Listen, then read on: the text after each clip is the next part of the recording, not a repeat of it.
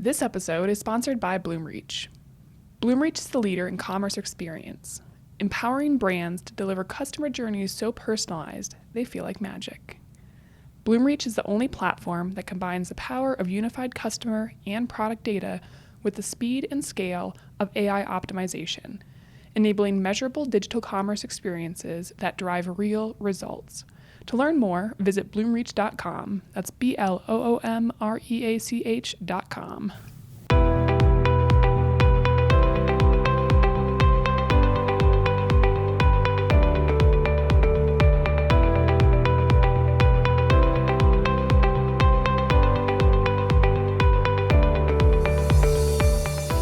Welcome to this edition of the MDM Podcast. My guest today is Kevin Short, President and CEO of ORS NASCO and Medco Tool.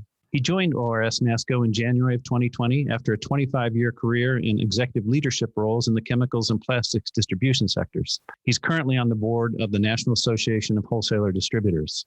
In our conversation today, we'll explore several topics: how our ORS navigated 2020, its transformation and unique positioning as a wholesaler, how its value proposition is evolving, and the nature of leadership in 2021.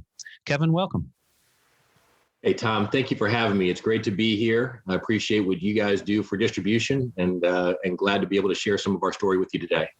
To start off, you became president and CEO, as I mentioned, in January 2020. How did your career lead you to that role?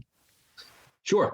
All I've really done in 2.5 decades of my life is live and work and breathe industrial distribution. My first decade was in chemical distribution, everything from the back of your shampoo bottle to food ingredients, and then spent the next 17 years in plastics distribution, everything from incubators to aircraft windows to all kinds of both interior and exterior signage, that kind of stuff. But every step of the way, I spent my time in the distribution space. And so when I got approached by both ORS and by Medco to come and try to provide a little bit of leadership, the idea that I've walked a couple of miles in our customers' shoes made it very easy for me to get excited about the opportunity and try to bring that customer-centric view to both of our businesses. How do you describe ORS and where it's positioned today? Yes, Tom, great question. I think that there's a few things that speak to where we are today, and they also address some of the directions that we're heading tomorrow. Number one is we're more talented than we've ever been relative to the number of people and the caliber of people that we've brought into the organization. Number two is we're more focused than we've ever been. We launched company-wide in December of last year our vision, mission, strategies, and values. So every associate, all 1,150 of them, have a clear idea of what the company stands for and where the company is heading. And we're very well capitalized and willing to invest, which also hasn't always been the case. And so with that as sort of the DNA of our positioning, right? We have 28 distribution centers boasting more than 3 million square feet of warehouse, and are so delighted to be able to serve all of the US, Canada, and Dubai in terms of our reach into the marketplace. But what makes us special going forward is really the 3 Ps. And for us, those 3 Ps are being privately held, meaning that we have the ability to be more flexible.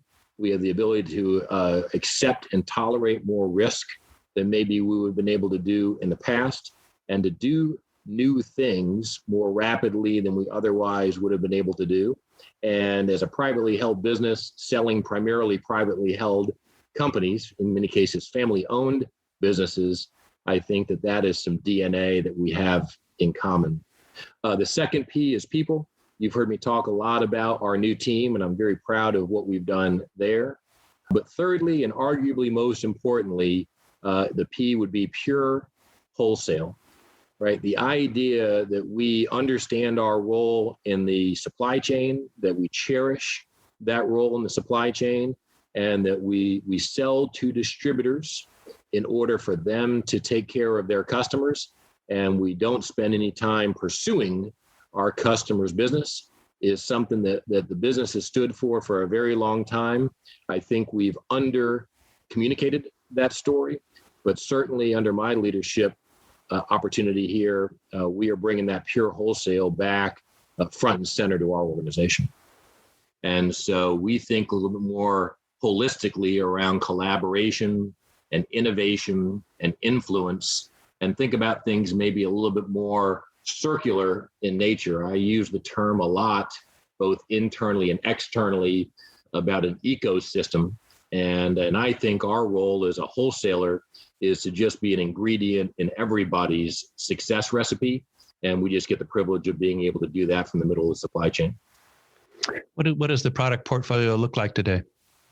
It's vast. I'm still learning some of these products. It's kind of amazing to think that we have 450,000 SKUs. We represent over 1,000 different brands. And so, of course, it's an important aspect of our business. We need that assortment in order to provide the convenience that a lot of our customers are looking for. But that number was closer to 375 when I joined. So we're doing a good job of adding value and adding to our assortment in more discrete and nuanced ways all the time. So I'm familiar with some of the segments that you serve, but can you talk a little bit about the connection with Medco, with ORS, and also the kind of the core end markets that you serve? Sure. I talk about ourselves as really having two businesses in one enterprise. The ORS NASCO business, of course, is an industrial wholesaler serving sectors like energy, construction, industrial, safety, welding, all very, very important roles for us. Our Medco tool business, our transportation business, we have recently rethought of ourselves as not just automotive aftermarket. Of course, that's a very, very big part of our segment, but we always have had a nice position in things like marine and RV. So rather than thinking about ourselves as an auto business, we really think about ourselves as a transportation business and bring that same sort of wholesale perspective, we hope, to a variety of sectors and continue to try to add a little bit of value every step of the way. Yeah, and I know you also play very much in the PPE market, which last year certainly was volatile. But you do serve a number of diverse markets: oil and gas, construction, automotive, industrial. How did the team navigate last year? Last year was wild, right? And if you think about the PPE or the safety-related products, if you think about Jansan, of course, supply and demand were very much in our favor in the early part of the year in 2020. We were blessed to have already been in those spaces and didn't just jump in there as a matter of convenience to respond to the pandemic. They were already sort of natural offerings of ours. And so we did what we could, including being invited to the White House at the very beginning of the pandemic to try to be a part of a solution industry-wide to try to get PPE in the hands of the right folks. However, supply chain issues shortly thereafter started for us, where it became difficult to replenish some of our PPE. And then with everything else that's gone on, from ocean freight to canal clogging to everything else that's gone on, getting ourselves resupplied has been a challenge that didn't just end at the end of 2020, but has seeped here into 2021 as well. That was kind of the challenges of last year, but there were some very big positives, one of which is being new to the industry and being new to the company. Last year's chaos allowed our leadership team to address some of the shortcomings of the business probably faster and with more urgency than we might have otherwise gotten to some of those things. That allowed us to take some action that needed to be taken and will set us up to be much stronger tomorrow than we are today. It also, we made the choice to invest in our business, whether that's in people or whether that's in technology. We decided to spend some money last year when other people might have gone in the other direction. And we think that those 2020 investments are starting to pay off here in 2021 already. And maybe one of the bigger investments that we made was we spent a lot of time and money, a lot of energy last year, training or retraining our entire organization on a variety of professionalized skills that needed some refreshing. And so some of our salespeople were taken out of their territories and maybe out of the marketplace for a little while. We kept them busy by throwing a lot of skills improvement and skills enhancement training at them in order to ratchet up their general professionalism that they bring to their customers. And we're seeing some real fruits of that investment already here this year. Yeah, that's exciting. Along those lines, I know one of the core success factors that has been for ORS has been around the personal relationships throughout the industry. I couldn't go to a trade show without seeing a pretty strong presence and support by our ORS there for both associations, marketing groups as well.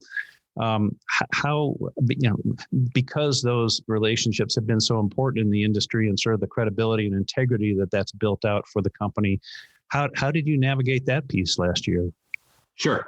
Let me start with the kinds of people that we are bringing into both organizations, because I think it speaks directly to the kinds of relationships that we want to, and dare I say, need to have in the marketplace. So we are recruiting and we are emphasizing every day around here.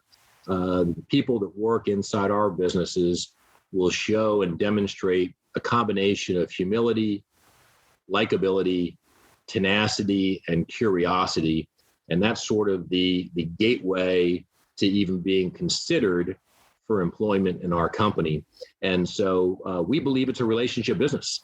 And one way to be sure that we can enhance and develop new and better relationships is simply by being sure the people that we let into our company behave those kinds of ways. And so 2020 made it difficult to enhance a lot of the relationships that we already have.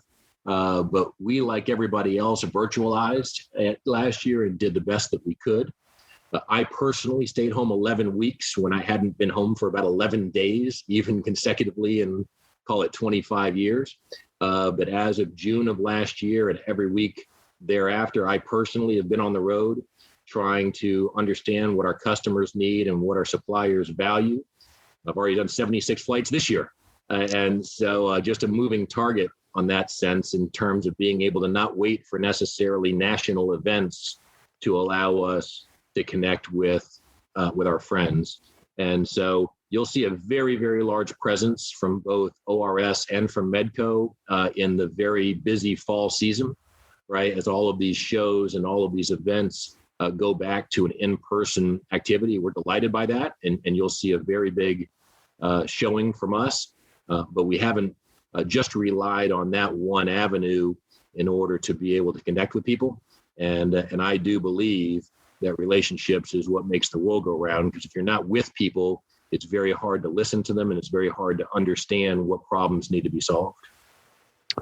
So along those lines, Kevin, your LinkedIn page quotes you as saying, the best ideas come from those who are closest to the customer. And I have a few questions around that. And first, what does that phrase mean to you? Sure. Decentralization works. I saw it both in chemical distribution and I saw it in plastics distribution. And that the idea that you need to bubble everything up into an organization simply is a process that the ultimate end user doesn't have the time or patience for. And so it's just another way of saying two things. One is we're going to be faster because we're going to put authority in the hands of the people that are listening to the client. And two, we're going to live two of the values I mentioned a second ago, right? We're going to continue to be humble and curious by saying we don't think we have it all figured out, right? We can't go into a windowless boardroom and try to come out with an ounce of brilliance. We need our customers to teach us what they need. We need to collaborate with them to anticipate what's next. And I really believe that if you listen and you're willing to do something, the marketplace will lead you in the right direction. You just have to have the willingness to invest and the guts to try new things. And all of that happens at the customer level. Well, Kevin, over 30 years of watching the different cycles and a number of consolidators coming into the various segments of the industry, you've just validated what I've also believed for a long time, and that is that a lot of consolidators come in and try to either cookie cutter or try to kind of roll up these acquisitions into an overreaching centralization. And it seems the most successful companies, whether they've been consolidated or not, are those who really have the strongest frontline relationships with the customers out there. Yeah, I'll take it one step further, Tom. I think that one of the biggest challenges that we or any company will face, and we're very, very focused on, is we have to act smaller, call it more nimble, as we scale. It's not easy, but we're very committed to doing that. And our customers want us to meet them entrepreneur to entrepreneur, and kind of a mover and shaker to mover and shaker. And one way to do that is to put that authority in the frontline troops' hands so they can go ahead and use their judgment, use their observations, use their experience, the training that we've provided them, just make a judgment call and move on with your day. Yeah. So it's very much about building a culture is what I'm hearing you say. Yep. That never ends and has been a very big part of how I spent the first year and a half on the job. Yeah. And how are we, with all the noise out there and all the, everything that team members have been facing here, how has that gone over and accepted and start to get traction on? Yeah, we're getting there. No company it's not a destination, right? We won't arrive at the culture place, but we will continue to chisel on this issue a little bit every day. We've brought a lot of new people into the organization. We have changed the minds of some of the people that were in the organization, and we think that that's sort of the best of both worlds. But in a nutshell, our culture is going to be all around customer delight. And so that is something that's very easy, I think, to get excited about. And I think about my wife, who says she gets disappointed on a daily basis from people in the service industry that continue to blame things like COVID on why they are unable to delight her as a customer. And so I promised her we would do the opposite of that in our business. And we think that that's something that's galvanizing. We think that's something that's energizing. And a lot of the stuff that you'll see both ORS and Medco do are around how do we create that sense of customer delight. It sounds similar to the conversations I have with my wife, who has also been studying consumer market research for about 3 decades as well. So, so again, kind of coming back to with everything that's taken place in the last 18 months, from your perspective, what does leadership look like today that was different a year and a half ago? A lot's changed. I would say leadership, effective leadership, both now and going forward, is going to have a couple of elements that we're, I think, well positioned to deliver. One is, let me just call it sort of human connection.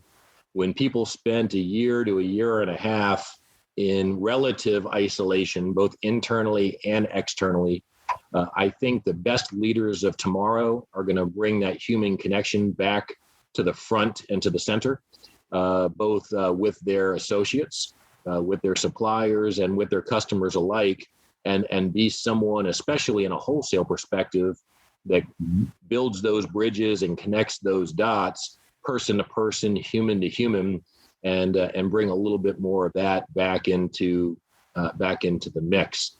You just can't lead from a laptop, right? And if I don't look at another spreadsheet for a couple of days, I'd be okay with that too. And so really trying to know people, hear and listen and see people, and be sure that we are customized in our approach is one, I think, important thing that leaders of tomorrow should be focused on. Another, which kind of speaks to that LinkedIn conversation we had, is I think empowerment and decentralization is the answer, because I think leaders have to both trust their people, because if you trust your people and you empower your people, you create speed. And nobody is going to have the tolerance for delay, not a minute longer than what it should or could take to get done.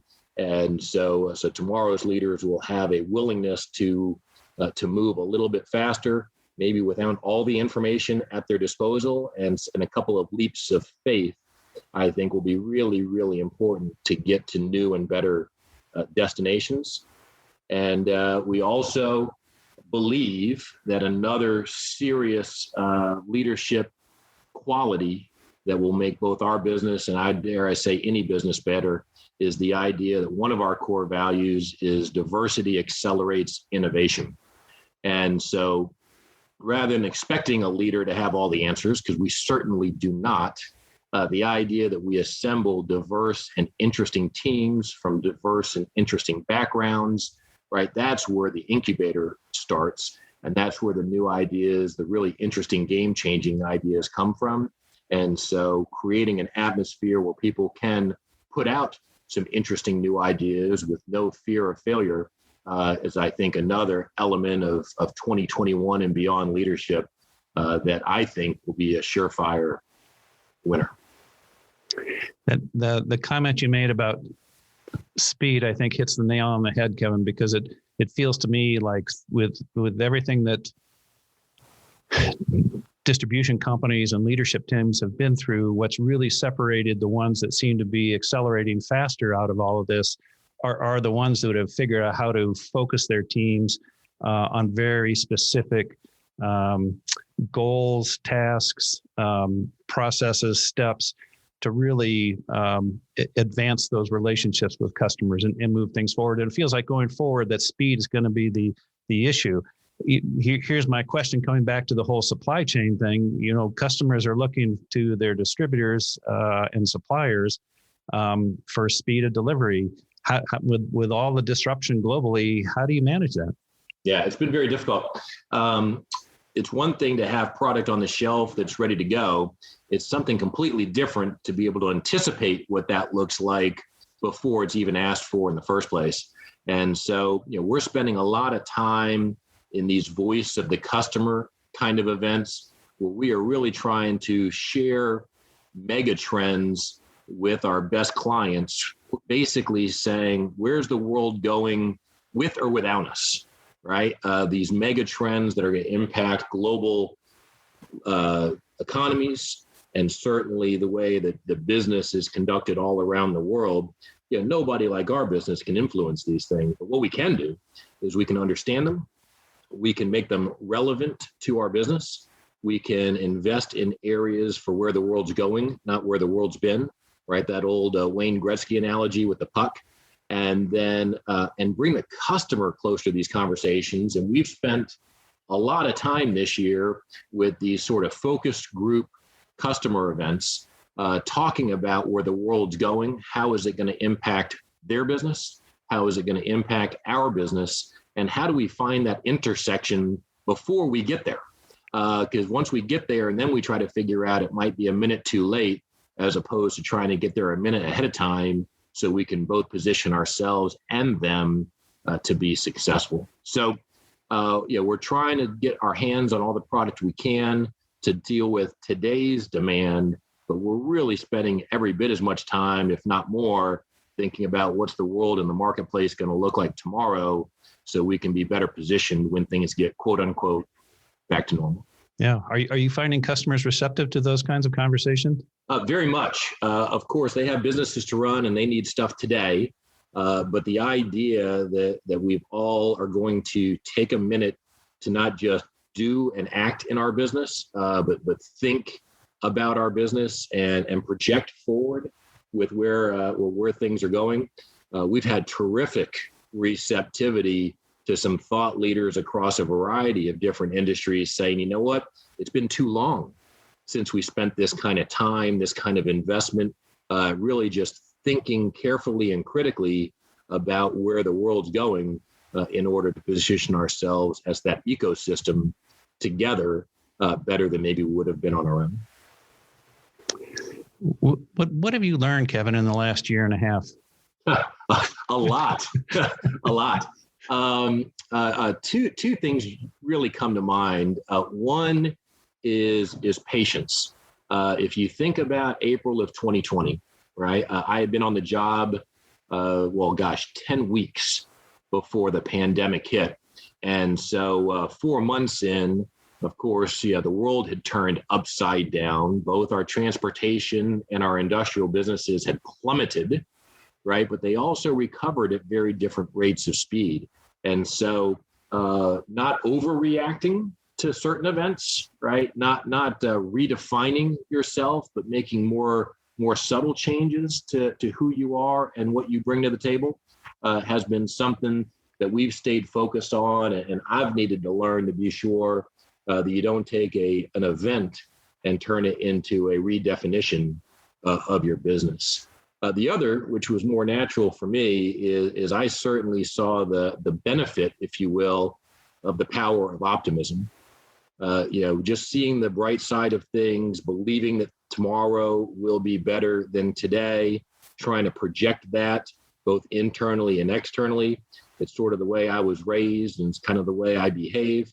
But it was great to be able to see in those more difficult times how that really is the right way to go. So the lesson, or maybe the validation there, is that there's real power in optimism, and you really can't accomplish something if you don't first believe it can be done. And what's given you the most satisfaction as you look back over this time? Yeah. Despite all the challenges we've talked about, Tom, we have hired 344 people since my arrival. So if you do the business days in a year and a half, essentially, we've put one person per day, every day since I've been on station to work. That is a very, very satisfying statistic in my world. Very glad to be a participant in helping folks move their lives forward. Maybe a throwback to my chemical distribution days is safety, and a safety culture is sort of in my DNA. And if you look at our safety record in both 2019 and in 2020, both of those years, we had 14 reportable incidents. Year to date, halfway through this year, that number is 1. Of course, that's 1 too many, but the idea that we've gone 14-14-1 says to me that the culture we're trying to embed in terms of the safety and wellness and well-being of our people is really starting to take hold. And I believe that there will be a day where that number is 0 and stays 0. And I think we're well on our way there. And then finally, the team that we've assembled, absolutely top notch. 6 of my 10 direct reports are new to the business. Below those folks, we've hired a whole bunch of outstanding leaders, both from distribution and manufacturing, both from inside the industry and out. That kind of speaks to the diverse nature that I mentioned earlier, and how different people with different backgrounds can help us find that better solution going forward. So lots of good things have happened in a year and a half. So I don't want to make it sound like it's been doom and gloom just because of some supply chain issues. But many things are breaking in our favor. And but in many respects, I feel like we're just getting started. Well, and that leads me to what are you most excited about when you look out over the next 18 months coming up here? Yep. We have a very engaged and committed sponsor. And so you'll see us do a few things. And I expect to actually have some announcements around these areas very soon. One is you'll see us being very, very active on the acquisition front, both the transportation and the industrial business. We are going to be somebody that is going to seek to add companies to our family of businesses, especially ones that align culturally with us. And so after having been sold 2 or 3 times over the last 10 or 15 years, it's going to be really great to be on the other side of that equation and be somebody that is a buyer in this environment. We've already authorized and are well down the path of some technology investments. I don't think that will slow down. If anything, I see that speeding up. But the idea that we put big dollars and big energy and big talent behind technology, both the things that drive our business internally and even things that can drive our customers' businesses externally, is something I'm very excited to bring to the table, especially when you think about how we are privileged to serve small and medium-sized distributors. Giving them an assist technologically is something I'm very, very excited about. And to not rest on our laurels and to think about setting our company up for decades of success. We have also announced some premier sponsorships and some affiliations with a handful of colleges and universities around the country who specialize in turning out professional sales students. And so we are also going to spend a lot of time on campus and in the classrooms looking for people that have the same core values that we share to fill that pipeline of talent and future leaders in our organization to be sure that we are well situated, not for a little while, but for very many years to come. Yeah, that's very exciting. And just for context, because you came on at the beginning of 2020, but it had just been a few months prior to that, I believe the fall prior in 2019, when the private equity firm event took place, and so the ownership changed of ORS NASCO. That's right. So October of 19, we had an ownership change. A few months later, after they were speaking with me, we had a leadership change. And so, we're looking forward to getting all that change behind us, getting COVID behind us, and creating some additional stability in the marketplace. Yeah. Well, from everything you say, I mean, you've got a very solid future-focused vision, including building the workforce of the future, which is changing rapidly as well in terms of the skill sets and requirements that's going to be required out there and where the industry is going. Mm-hmm. So how has the value proposition of pure wholesale shifted as you come into it, and where do you see it going with the digital and marketplaces playing an increasing role across all of the sectors, the industrial, construction, and automotive channels that you serve? I think about this a lot, and I would like to believe that digitalization is changing the how with which people do business, but still doesn't change the why. As a wholesaler, we exist to create convenience for our customers in terms of the way they buy things, and we exist to create convenience for our suppliers in the way they sell things. And while some of that platform is moving very rapidly to more digitalization, more interconnectivity, right? Ultimately, whether it's old school pencil and paper or new school cloud technologies, it's our responsibility, it's our value proposition to remove friction in those moving parts. And so that, I think, is going to be just an accelerator of what we're trying to accomplish. I don't think it's going to fundamentally change the way that we get out of bed in the morning with what we think about in terms of delighting our customers. I mentioned how we've added 75,000 SKUs in a short period of time to an already robust assortment, but that will continue, right? Continuing to expand our assortment, both in terms of the breadth of our offering and the depth of our offering, is really, really important because I believe, and this is speaking to my distribution days, right? You don't want to buy any more than you need, and you don't want it a day later than you want it. And so we have an important role to play there, where we can be sure that distributors get what they want when they need it in order to, in turn, delight their customers. And I certainly believe that that's what is the engine of most of our customers' business, right? They have several dozen really super important customer relationships, and we've got to play an important role in enhancing those relationships every step of the way. To wrap up on a personal note, can you share a few things in terms of things about yourself, what you like to do, and people in the industry may not necessarily know?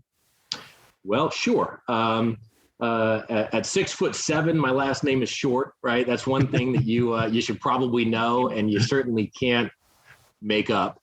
But married to Lisa for 19 years. We have 3 remarkable children, 2 girls and a boy. They are 12, 14, and now 17 years old.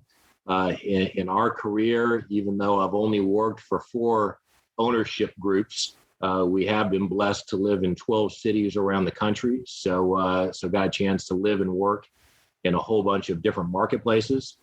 Avid sportsman, whether it's basketball, tennis, or golf. And while I boast a single-digit handicap, I'm still looking for my first career hole-in-one. I was going to ask you, based on your comment about your height, whether that was in your past, whether it was football or basketball. A lot of basketball. Yeah. So I was way too heavy for basketball, so it was football for me. All right. But it also feeds my bias, Kevin, that a lot of leaders in this industry and others often come out of sports backgrounds in terms of just the kind of team atmosphere and what that instills. That's an experience that often carries over into strong business leaders. I agree with you. It's a competitive business out there, and athletes thrive on that competition. Kevin, a delight to talk with you. I look forward when we're in a room together soon. Tom, thank you so much. Wonderful to be here with you today. Great to be able to share both our transportation and industrial stories, and hope you'll check back with us soon and hold us accountable to do all the things that we said we would do. Look forward to it. Thank you. All right. Thank you.